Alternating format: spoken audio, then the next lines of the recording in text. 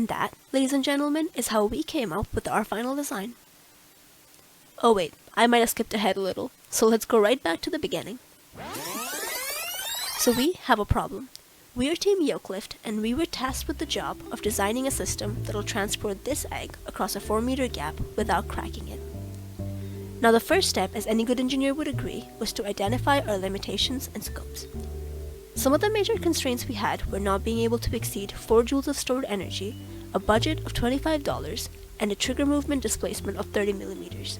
Our design also had to be within the launch zone area of 1 meter by 1 meter.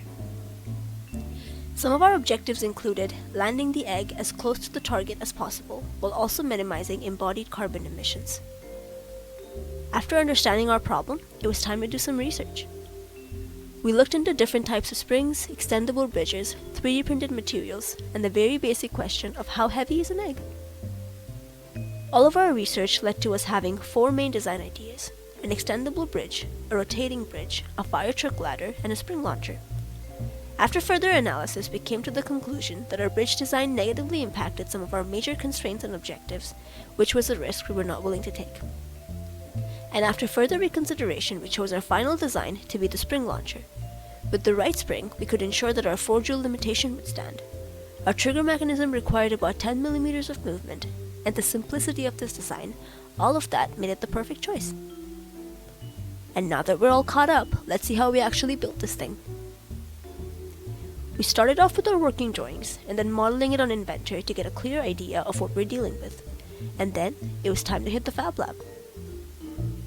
The first issue we came up with was the unevenness of our wooden base that made it difficult to screw the 3D printed piece into the wood. To resolve this issue, we started with Chase sanding it down, then Carson giving it a shot, and then hey, that's me. After repeating that process for a good while, we were ready with our base.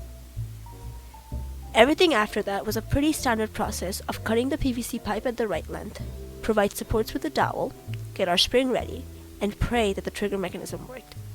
With spoiler alert, it did perfectly. The last step was to paint it.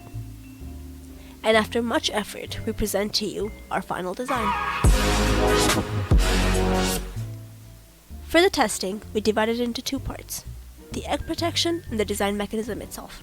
For the egg protection, we took 3 eggs, 1 wrapped in sponge, 1 wrapped in styrofoam, and then a bare egg, and we dropped all 3 of them. The bare one surprisingly broke. And even though both the sponge and the styrofoam one survived, we figured that we were able to mold the styrofoam in a more aerodynamic shape as opposed to the sponge. For our launcher, with 4 joules of energy stored in it, it could only go up to 3.5 meters, which was not the required target.